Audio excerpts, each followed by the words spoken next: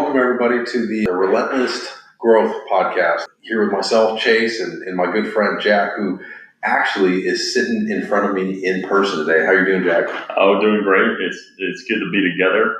Tired of seeing each other on the computer for sure. Yeah.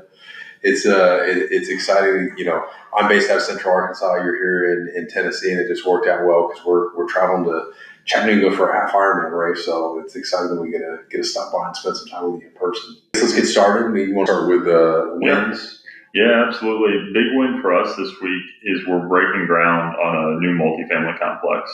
And so it's actually in Columbia, Tennessee. It's just south of us here in Spring Hill.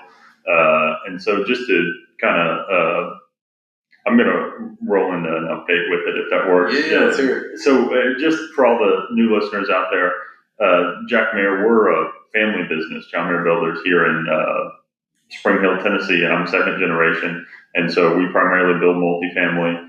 And so that's been our journey over the last 5 years is getting into multifamily. And so this will be, it'll be a 336 unit project that we're breaking ground on. We expect to finish and start going vertical, hopefully later in the year. And so it's a project we're super excited about. It's in a slightly different market for us, but it's a big win.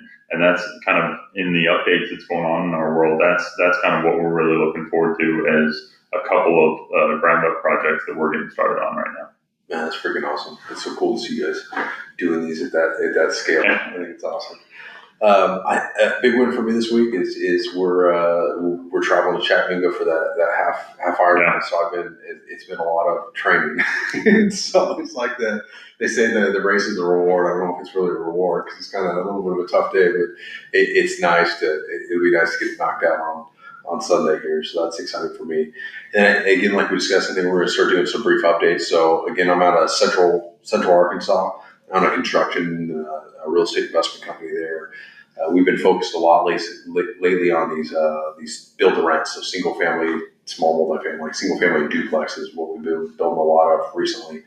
And so we just finished out a duplex for a customer completely with a certificate of occupancy, and then that same, it's a turnkey company, so they're a turnkey real estate company. They just signed a contract where we start 8 more duplex and single-family houses for them. And so they're buyers that they're selling these to. There seems to be quite a bit of demand there. We're going to be starting 8 more, and I think we're hoping to starting 8 to 10 of them every month or two for them. Wow. It seems to be we've got I think 8 more that we're finishing for them right now, and they sold all 8 of them before we even broke ground on them. Wow. And so they're selling pretty quickly. So they're still like a little bit skeptical if it's just like a kind of one-off type thing, but I think they're going to keep selling. So the goal is they keep selling, keep ramping up the number of them. What a great way to help scale your business. That's awesome. It's steady work for the construction company that we've got going on in-house as well. So it just helps both of them. So you'll manage those? No, oh, okay. And that's something that we may do in the future. So what we're doing currently for them is we're helping with a lease up. Okay. So we'll place the tenants for them, but they've got a management company in Gotcha. house. So once the tenants are placed, they'll close the sale to their clients, and then they take over the management. Management is super important for this business. Sure. It's like it's not done well. It's hard for them to be successful, but it's also the part that we like the least. So it's very profitable. So at some point, it might be a good idea for us to consider taking on management. But since they have their own management company, they want the management, and we're okay with them taking it. So sure, absolutely. Cool. Let's get into it. I think we're gonna try to bite off a little bit of a heavier but important topic today, and it's something that I think I experienced personally a lot as a young man, and so I think I can speak to it. But I also see it a lot. I see it a lot in young guys that either I know or I see, and then also just it maybe is a general like society thing. But I think as a young man, just trying to figure out what you want to do with your life, and then also I think especially with social media and stuff, they see a lot of people that either appear like they're doing really well or are doing really well, but maybe a little bit farther along. And so it's really easy to like get down on yourself for not, maybe not being as far along as everybody else, right? And so again, we touched on a little bit before we get started, but I think, maybe since I'm a little bit older, speaking to, and because I went through this, right? Yeah. Speaking to the guys that maybe they're a little bit older, a little bit farther along in life. So say mid-20s to mid-30s, but maybe things just aren't going the way that they were hoping they were going to go. And because that's something I experienced and how to kind of work through that. And then maybe for you, since you're a little bit younger and you've done a really good job of getting things figured out at a very young age. And so, but there's nothing wrong with that, right? So sure. I think for people, maybe if they catch it early enough and they're, either in high school or in college and they, how they can become successful earlier on, not having to go through those same kind of mistakes that I went through or see other people go through. So let's start there. Think like somebody that's either late in high school or in college, kind of what advice would you give to them getting ready to enter the workforce and enter real life college? Yeah, I think it's a really interesting time for young people because I feel like there's no direct paths anymore. It's all a little bit like the major you get in college doesn't mean that's the field you're going to go in, doesn't mean that's the job you're going to get. And so if you don't go to college, there's a lot of options out there right now. And so I think a lot of people get stuck in kind of a rut of, hey, what do I do? What do I really want to do? And so I think it's almost the choice paradox of you got so many options that it's almost paralysis by analysis. You don't know where to start, don't know where to stop. And I think of a book by Calhoun called "So Good They Can't Ignore You" for the younger guys out there to read. It's a fantastic read, and it talks a lot about how the industry leaders in some of the coolest fields in the world had the weirdest routes to get there. And so I think, to me, the biggest thing is, it's like we talked about with the podcast, like we talked about with real estate investing, getting started, diving in, building skills at one thing. Doesn't have to be the thing that you love, that you're passionate about. It doesn't have to be the thing that you're going to do 5 years from now, 10 years from now, 20 years from now. But I think jumping in and making yourself valuable to a company, a process, something like that is one of the biggest pieces of advice I can give, because I think that there's a tendency to jump around to different companies. There's a tendency to move around a lot for young people. And I think if they can build themselves up, build skills, build value, other people are going to see that. And that'll open up doors for them to get where they really want to go. And that book by Calhoun is super interesting, because a lot of people that you would think had they're in a really specific field. I'm sure they started out majoring in that and then advanced. And a lot of times they were doing something totally different, and a weird circumstance of events got them there. And so I think I would just encourage people to get started, start getting tangible experience. And then the other thing is just, there's a lot of distractions. There's a lot of things, whether it's social media, whether it's Chase and I were talking earlier about sports betting, whether it's a lot of different things that capture your attention and they want to steal your attention. Especially that it's like that get rich quick. Everybody's looking for that get rich quick, or how do I get there quickly? Yep. And I think one of the things you have to, if you don't want to be like everybody else, which if you're listening to a Relentless Growth Podcast, hopefully that describes you. You don't want to be like everybody else. Then your life, your actions, what you do should not look like everybody else. And so if you're doing day in, day out what everybody else is doing, that's probably a sign that it's maybe not wrong, but maybe you should make some tweaks and some changes to push yourself and challenge yourself to where, hey, people should look at your life and think that guy's a little weird, and that's probably a sign that you're doing something right. If you're not doing everything that everybody else is doing. And so just being open to be uncomfortable, to be different, to be, hey, why is that guy reading a book? Everybody else is having fun over here and he's standing there. And that's a bad example, but just being open to be different, I think, is the biggest thing. But I'd be interested on your take from kind of that later standpoint in life. What would be your take on that? So one thing you say that I think resonates with my life experience is it's like you don't have to have it all figured out. So I've done a bunch of totally different stuff along the way, and then somehow ended up owning a construction company, being a real estate developer. I did not, like you think, the path to school, study finance and real estate development, and then go get a job for a big firm and work your way. Like, that's not how I did it. And so, I did a bunch of different stuff and a lot of it was totally unrelated. But it's funny now.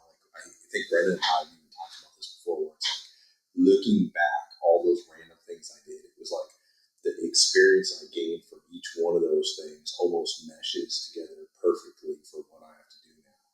And it's just random, different jobs that have nothing to do with what I do now, but just having those experiences ultimately has led me to be successful where I'm at today. So even if it didn't make sense then, or even in those jobs I had where I hated them, like I hated going to work every day, but it was like that experience I gained from that job has brought me to where I'm at today. And so I think that's something that's helpful. There's a couple things I think I'd like to go back a little bit to maybe how to avoid some of this, but one place where I found myself at probably in my mid to late 20s was like doing something that I really did not like doing, and almost falling prey to that. Like I kind of wanted that like get rich, so I was looking for that like what can I do where I can like make a ton of money, be super successful. Like I wanted, in a way, like I wanted my life today, but I didn't want to like put in the work to get here. And it's like every route I look like, I'm like, it's not going to work, And now looking back, it's because it doesn't work that way. Like you got to do it. You got to do it slowly. It's going to take a long time. And it's going to be painful. And I just didn't realize that. One thing and I make this recommendation, especially to young guys, at the time, I missed a lot of really good opportunities that probably would have gotten me here a lot faster. But for some reason, I had this and I see this a lot now, is I had this idea in my head, especially as a young man, that my worth was tied to like how much I made.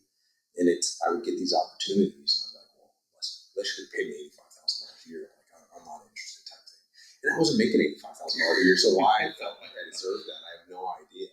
Like, it just didn't make sense. And specifically, there was times where like maybe it was a business owner that approached me and was like, hey, we think you'd be a good fit. Would you be interested in coming to work with us?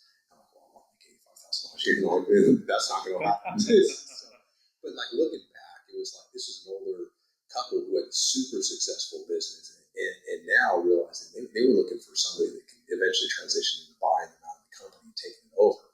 And it's like, if I would have just sucked it up, and again, I love my life, and I wouldn't trade it for anything. So it happened for a reason. But had I taken that, $35,000 or $40,000 entry level job within 3 years, I probably would have owned that company, right? And it's just, but because I had an inflated value and I wasn't willing to do the work and started at an entry level and worked my way up, it ended up limiting the opportunities I had for a long time until I stopped doing that. And then at some point, I'm not 100% sure, when exactly it was, but made the realization probably through, at the time maybe I was listening to a lot of Jordan Peterson before he got super popular, like his old lectures and stuff, but just realizing that it was nobody else's fault. It was 100% on me. Nobody was coming to save me, and that I really had to spend the time to become the best version of myself, and that hopefully everything else would fall into place. And the more of that I did, the more of it did fall into place. And just being like, even if it was a job that I hated, just making the realization that like, this job kind of sucks, but I'm gonna be the best at it, and I'm gonna do a really good job at it. And that eventually, like, because I got really good at it, it allowed me the time and extra money to go start investing in real estate and build something else. Well, I think that's something really key that you keyed in on that I think is pretty rare is whatever you're doing, just try and be the best, and it's that's going to get you noticed more than anything else. Is you could be working the crappiest job in the world, but somebody's going to notice, I know a really big real estate investor out of Michigan who he's hiring people out of restaurants. He's just like, hey man, this guy, like, he takes it seriously. He's passionate about it. Like, he delivered excellent service. And, like, he noticed. And he's like, hey, totally unrelated to what you do. You will have no idea how to do this job, but I feel like you're going to be good at it. And so I think that gets people ahead more than anything else. And just being willing to take on things in the beginning that aren't what you really want to do. Because I think whether it's a get rich quick or, hey, why wait to live your dream life? Live it right now. and it sounds great and it's awesome. And if you can do it, fantastic. But the reality is, most people, it happens slowly and gradually over time. And it's not easy and it's super difficult. And that's not the message that people really want to hear. It's like, hey, in 2 years, you're not going to be on a beach for 6 months out of the year. You're probably going to be working 12 hours a day every day to grind it out. But that's the reality of it. And I think that's the case 99% of the time, more than the 1% of the time where somebody does hit it big, they come up with a great idea and it works. And that's awesome. I wish everybody would have that success, but it's not usually the reality. And so I think just being willing to put in the work, and I think it's a really interesting tie-in that you're headed to do the Ironman, and that one in Chattanooga that you've done before and I've done before. I think you end up seeing a lot of really high achievers pursue high achieving things in sports, and a lot of times they're endurance related. And I think it's a mimic of their life. It's a way to push themselves mentally, physically, and it takes a long time. Yeah, you've been training. It's not a quick thing. You've been training for this for a long time, and it's just a mirror of what we're doing in the business world. Of I know there are days where you woke up, you were like, this is miserable. Why am I doing this? Why do I care? Why should I? A lot of my friends aren't killing themselves to do an Ironman. Why should I do this? And so I think it conveys across multiple parts of life, but I think it's an interesting time that you're headed to do that right now. I think that's good. One, somebody may notice that when you're doing the best at what you can do at that job, but I think there's also something to be said with even if somebody doesn't notice it. So maybe you're working that crappy job and you're killing it. You're doing the best you possibly can, and it's like your boss isn't noticing it, or other people aren't noticing it. It's something about even then, you notice it, and you start to become better. And so again, I think it sets you up for that next thing. And again, it may not. I always tell people it's like you gotta start moving forward and do the best you can at whatever you're working on. You have no idea where that's going to lead to, but it's like it'll lead to that next step.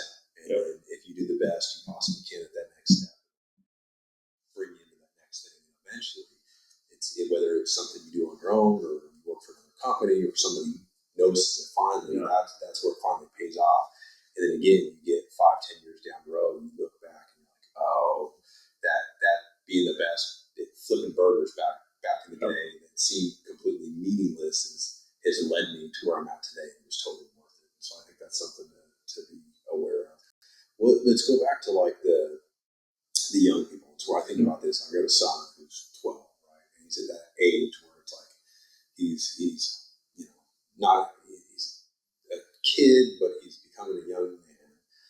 And one thing I've been thinking a lot about is how can I convey to him so that he can avoid that, what I would say wasted time I had, where I spent from my early 20s to probably when I was almost your age, in my 30s, just jumping around, doing a bunch of different stuff, trying to figure it out.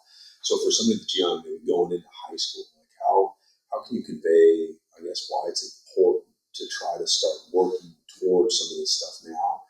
Because I look at where you're at, and you're able to cut a lot of that stuff out because my guess is you probably knew either going into high school or at some point into high school and then going into college that you wanted to do bigger things and be successful in life.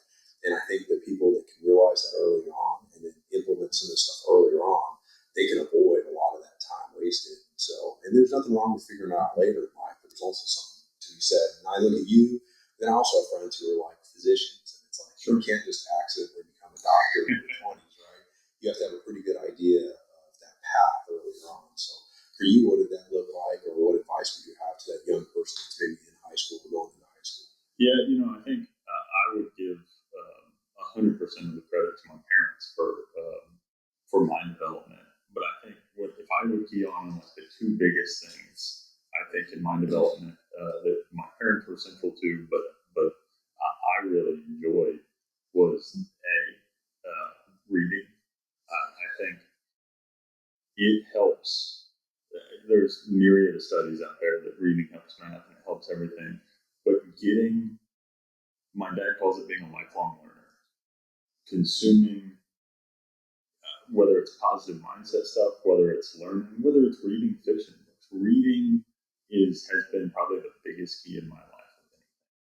And I think I learned way more growing up reading books than I did in school. That was my biggest source of knowledge and a source of inspiration. I remember reading about Bill Gates when I was 10 years old, and at that point he was probably barely a billionaire, and that was unfathomable. Barely a billionaire, but now he's worth who knows hundreds and hundreds of billions. But I think reading, and then I think, but beyond that, the biggest key for young people, and it requires a mindset shift, is being teachable and coachable.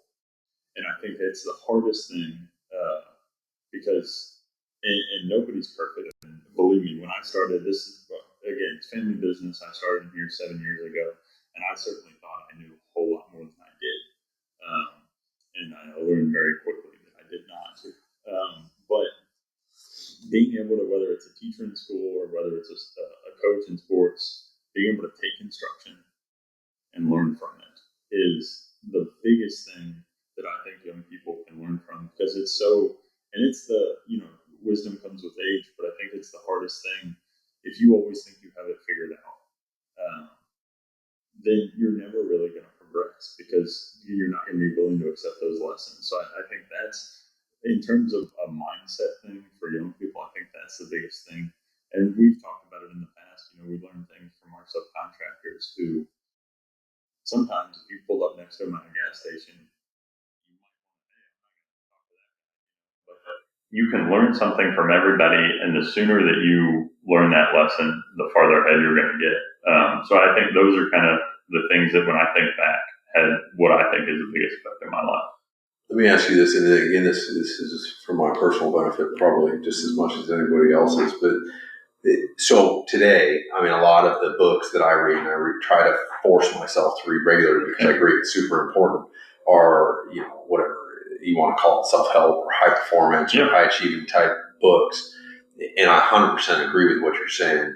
But is young adult and I can remember I read Rich Dad Poor Dad when I was probably 15, and I think that in a way that changed the trajectory of my life. But unfortunately, it wasn't I didn't go into that to another one. I read just a book for entertainment, probably. How did you? Was that something that came naturally to you, where you wanted to read those books, or was that something that maybe your dad or your parents kind of encouraged you to read those type of books at an early age?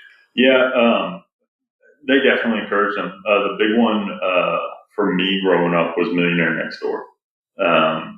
And just everybody should read it. It's a fantastic book. It's the stats in it are a little dated now, but you get the gist. And it's all about how, basically what we were talking about earlier, by and large, the wealthy people in life are the people that live right next door to you, and you have no idea. They drive normal cars.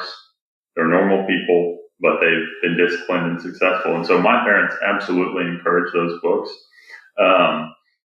But is it something would your dad buy this? Oh, and absolutely. This is for you? Absolutely. And even now, so I'm the youngest of four. I'm 30. My oldest sister's 40, and there's two other sisters in there. We do Zoom calls every other week. We've been doing it for the last couple of years, and we go through financial books. And so there's a very intentional path that my parents have put us on to learn this information, to gain this information. And the other thing I would think from a financial standpoint or a growth standpoint, the other thing that my dad did really well is share, not exactly financial information, but I can remember him sitting down with me when I was 10 with the net worth statement and running it out into the future at various growth rates and talking about, hey, this is what this is the scoreboard. It's not the most important thing in life, but it's the game we're all playing. And so it's the scoreboard. And I can remember him being just very open with that type of information, what's going on in business, what's going on in life.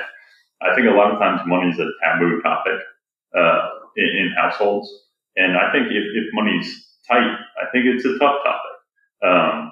But the openness there definitely opened my eyes to, hey, this is how things can work or should work or might work. And so I think between the education that was, probably half forced upon us, but I'm very grateful for, and just the openness to talk about issues like that, I think probably had the biggest impact from like a financial growth standpoint. I like that. I mean, and I think, even if it was forced on you, I think it worked well. Right. Was it, I mean, would you like incentivize you? Was it like, hey, tied to like hey, you read these books and I'm going to, it's part of your chores type thing? Or was it just hey, you should check this out, it's a good book? We all, all my sisters and I really loved reading. So I don't think it was forced upon. I think at one point, there was some incentive. There used to be something in schools, I don't think it's there anymore, called Accelerated Reading Test, AR test, where you got points. You had to pass a quiz on every book you read. And there was a point system, like they had questions that you would only know if you knew the book. And so at some point, I think I got like $1 for every AR point I got or something like that. There was some sort of incentive tied to that at some point, but I think that only happened for a year or two. But I was a different kid. My dad jokes even to this day, like there'd be 2 minutes left in a basketball game. And I'd be like, all right, I'm going up to my room to read. Like, it was just, it was kind of naturally built into me, but there was incentive around it. And there was a definite, I can remember spending hours in Borders, which is no longer a company, but, in there with my dad, when he was looking at business books, I probably wasn't looking at business books. I was looking at other books, but it was modeled to me that was important. It's worth spending money on. It's worth spending time on. And so, I remember my dad listening to Tony Robbins tapes growing up and all the things like that. And so I think it was modeled in a good way. And then it was also encouraged that we follow suit with that. That's awesome. Cool. I think just to, and I guess jumping around a little bit, but bring it up to more maybe for and I say young men. I think that's because what I can relate to. But obviously, this could be applicable to women as well. But specifically, I'm kind of thinking for young men because that's the experience I went through. Is like you get somebody that maybe is in their mid to late 20s, and it's just their life's not going as well as they'd like it to be, and especially they have this idea in their mind where they should be at. Maybe they feel behind. The one thing that I already touched on this, but just realizing that like it's only on you. Like you're 100% responsible for the life you have, and if you're not where you're at, like something needs to change. And I think you brought this up either prior to this or maybe even yesterday when we were talking, but and it goes along with the reading, but taking the time to like educate yourself on something that's meaningful instead of, and it's not like there's anything wrong with having fun, but if you want to have that amazing life and you want to be ahead of where everybody else is at, instead of spending a bunch of time in the evenings watching sports or playing video games, where I see the really huge one, like spending that time to learn. When I look back at myself, and it just something that like really catapulted me, it was like I had that crappy job that I hated, and I was driving 1,000, sometimes up to 1,000 miles a week in between appointments. And so like at windshield time, like I was just in the car a bunch. But again, at some point I made the decision, instead of listening to music all day when I was driving around, to start listening to podcasts. And it's like the amount of knowledge that I was able to gain for free while I was doing something else that I had to be doing that I didn't want to be doing it was life changing. And not just like educational, but again, it was like a mix of like educational and like self-betterment type stuff. And then even just some stuff, like I used to listen to the Jocko podcast a lot, and he had some like dark stuff on there where it was like, it just made me thankful for not having to go through the life that some of these people went through, and just all that stuff together. But like taking that time that I had, it was just a wasted time. It was something I had to do. I had to drive, and just spending that, being intentional about trying to learn to better myself. Like I look back at how much that made an impact. I guess, would you speak to that, or do you have any experience with that yourself, other than the reading and the young? No, 100%. I mean, you mentioned Jocko, and it's funny. I just ordered 25 copies of Extreme Ownership for some of our employees. That's awesome. That's the most critical thing. I mean, Jocko's got the saying of good. Yeah. You know, whenever anybody brought him a problem, he said good. Yeah. And that's a tough mindset to have. Because, you know, we're both in this game. We get hit with a lot of problems every day. Some of them are minor, some of them aren't. Some of them are big deals. And so we're about to go through that book with a group of leaders in the company because that mindset is so important. It's nobody else's job. It's mine. It's nobody else's fault. It's mine. You know, we deal with it a lot, which you'll understand with subcontractors. Well, he didn't do what he was supposed to do, you know, and he said he was going to be here, but he's not. And excuses. Everybody's got it's right. No, it's my fault. Yeah. And Dale Carnegie is a big influence at our company as well. And one of my favorite principles is if you're wrong, admit it quickly and emphatically. And taking responsibility for yourself. If you make a mistake, do it. It's a huge impact. And so, the Jocko just kind of got me off on a tangent, but I think I reread that book probably twice a year because I think you forget it. And I think that's the other benefit. You talking about podcast time and stuff like that. Everything we're talking about needs to be constantly reinforced. I get out of the habit of doing positive things. We tend to go back to the way the world wants us to be. And so I think that's the trajectory that everything leads to. So if you want to, it's not just about doing it when you're young. It's super important when you're young, but your whole life has to be filling yourself up with the right stuff so that you can stay on the right path. And so it's a constant battle, whether it's, we're both believers. And so filling ourselves up with positive things related to that, staying on the right path, but business wise, making sure we're not, getting off track or things like that. So I think just constant inundating yourself with that information is a big key. Yeah. Yeah. No, I think that's great. And I think of again, just trying to put myself in the shoes of somebody maybe they're working a job that they don't like and they feel like they can't get ahead in life. Again, I think taking responsibility and just realizing that it's on them. Spending the time and the energy to learn and better themselves, doing the best they can at the job they're doing, even if they hate it. And then at some point, again, whether it's the job they're in right now or finding another job, even if they've got to start at the bottom and work their way up, but it's in an area where they see the potential for a lot of growth or just an area where it's maybe it's a company that their way up on.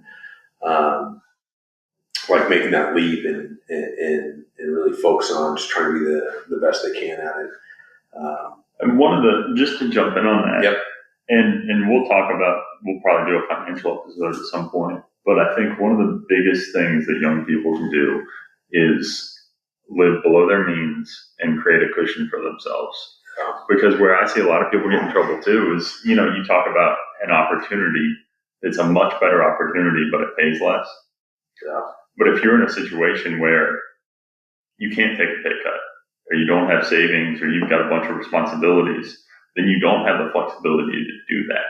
And so, one of the biggest things young people can do is live, save, scrimp, so that if those opportunities arise, they can do it, Because like you said, sometimes the best opportunities are definitely not the best in the beginning, but they're going to be the best long term.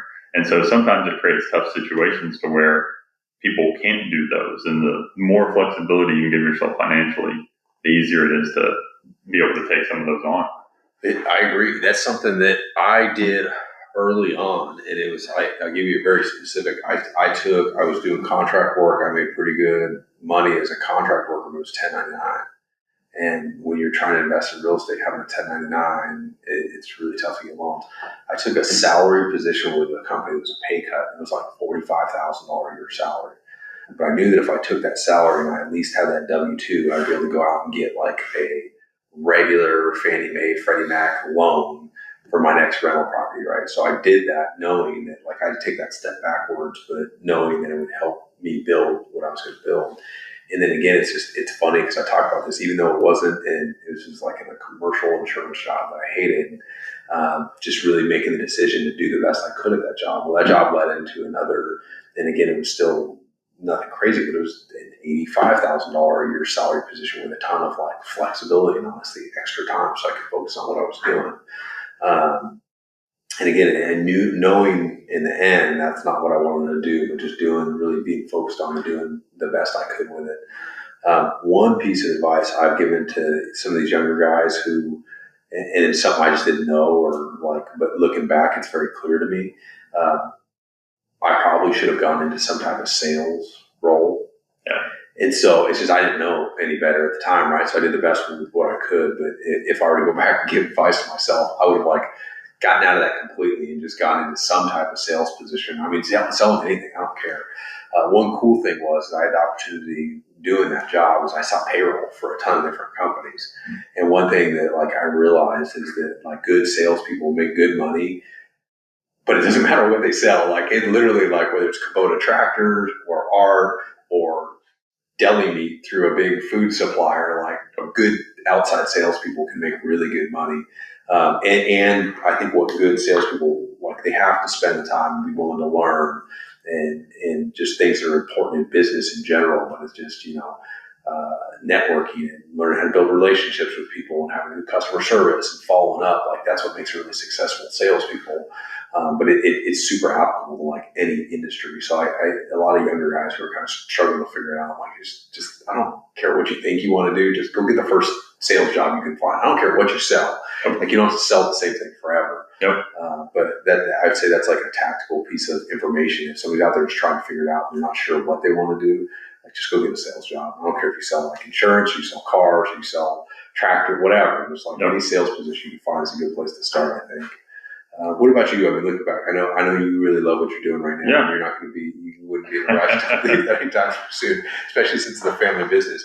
But say you weren't in this position, I mean, or say you were, but you were just giving advice to a young person. Like, is there anything that, like a place to start or a career path to start? Or Yeah, I mean, I think it's a great question, and I think for me at least, I had a unique experience that my path was a little bit laid out for me, and so I knew from a very young age that this was what I wanted to do. I wanted to go into the family business, and so I don't want to give advice from somebody who hasn't been through it, but the only thing I would say is what you've already touched on is just do something and be great at it. Yeah.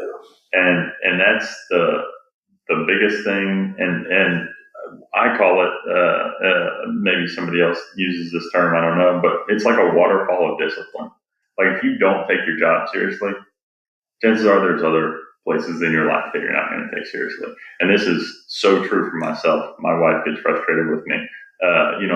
If I'm waking up early in the morning, if I'm reading my Bible, if I'm exercising, I'm better at work, I'm better at home, I'm better at eating, I'm better at everything.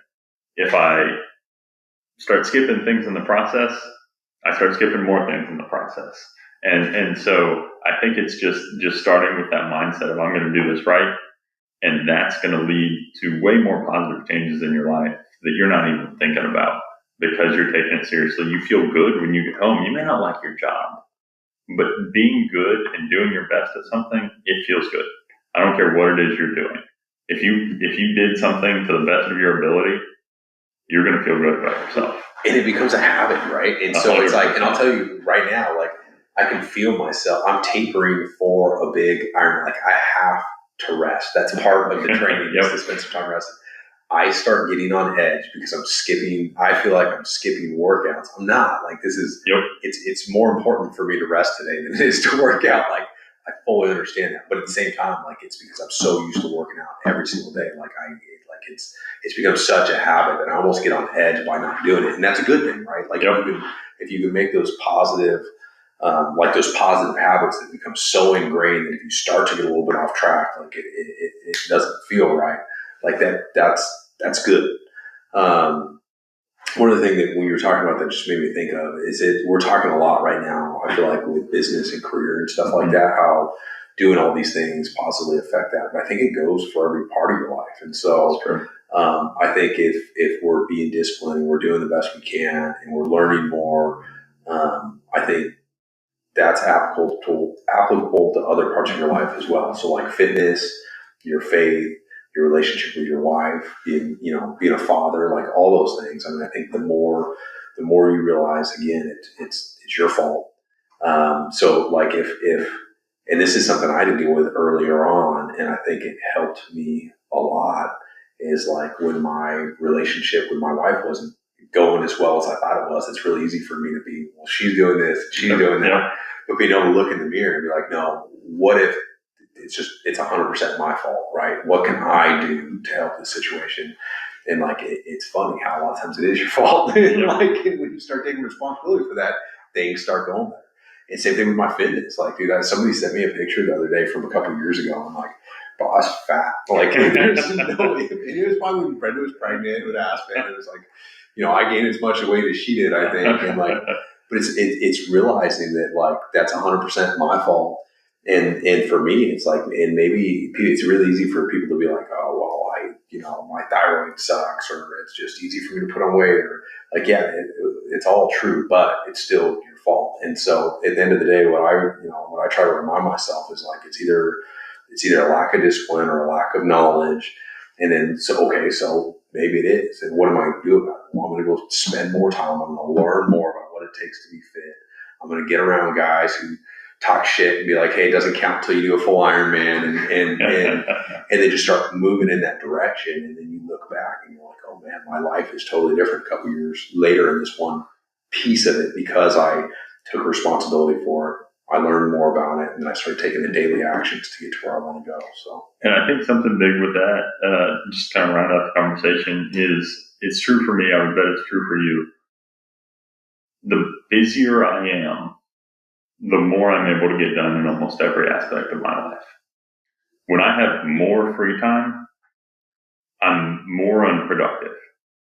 And it's a pretty counterintuitive thing, but like if I'm training for an Ironman, it forces me to prioritize what I need to do it in the right amount of time. And it compresses everything to where you're going to figure out a way to get it done.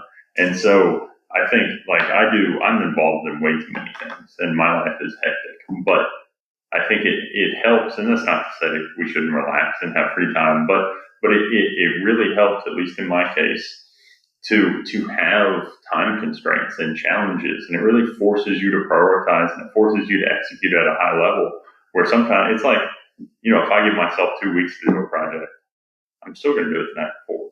Yeah. So why don't I do it tonight and get it done? It's just kind of compressing those time frames to where you're executing at a high level. And that's been a big thing for me, is I work better if I'm busy, if I'm committed to things. Well, I think, and I talked to somebody about this very recently. It not only does it force you to prioritize and force you to do a better job scheduling, but it forces you to get better. You become more efficient when you take on more stuff like that. And it's somebody like I was talking to in a specific situation where he's like, well, I want to make more money. And I'm like, well, you got to do more stuff, right? So you become more valuable in your workplace, and you get paid a little bit more. And then maybe you got to take on some more stuff on the side. And say, well, I'm worried I'm not going to have enough time. Like, don't worry about that, just because you'll become better and you'll become more efficient. And I 100% agree. The more I take on, like, all this training and stuff I'm doing right now, plus I'm trying to scale my business, plus I'm trying to, first I'm trying to prioritize my family and stuff like that. Well, taking all this stuff on, like, all that's true, but I also become better. I just become faster 100%. And more efficient with what I'm doing. And then I find myself just like, stuff that maybe would have taken me days to do before, I can do in a few minutes. And because you're forcing yourself, I think, to get better. One of my favorite quotes, just to finish it, is, I think Bill Gates is quoted with it. Who knows if anybody said it? I saw it on the internet. But it might be true. It might be true. He said, I give the hardest task to the laziest people, because they figure out the best way to do it. And like, just because I'm busy, like, I don't necessarily think I'm not lazy. Like, my inclination is to lay around all day. I don't think anybody's wired to go 100% all the time, but you're going to figure out efficiencies if you force yourself to. and so it just happens. So yeah, get busy. Yeah, that's great, man. Cool. Anything else you think that's important to know? And again, thinking for that young guy who's maybe trying to figure it out or just struggling. Yeah, where they're at. honestly, if anybody is listening that is struggling or wants to talk, or either of us would be more than happy to talk. I think that's a fun part of what we get to do. We both get to chase us here at our business right now, but hopefully, I'm going to go out to Arkansas pretty soon, and we get to spend time with a lot of people who are in our world. And so I think that's one of the superpowers of a podcast and a network is getting to interact with people. And so reach out to people. People love to teach and help and coach. And so if there's somebody you admire, whether it's in your area or it's somebody you listen to, try and connect with them and learn from them. And that's what I would encourage people to do. And I'd say even if people have specific questions or if they're dealing with this right now and they want to leave a comment or send us a message or whatever, I'm trying to be, I'm trying to go through and respond where I can or it may be a good, follow-up topic for the road. So I would say don't be scared to send that message or whatever if you're struggling with this or you've got a question or just trying to figure out next steps and stuff. Because again, I think we're in a situation where at least a lot of the reason I'm doing this is to hopefully help some people. Right. So again, I would say just leave a comment or send us a message if you're hoping for some help. Cool. Well, I think that kind of wraps it up for us. Again, for those of you listening, please share, leave any comments. And again, depending on what platform you're at, I think you can follow that way. Some of these pop up a little bit more often for you as we're posting them. And we'll see you next time.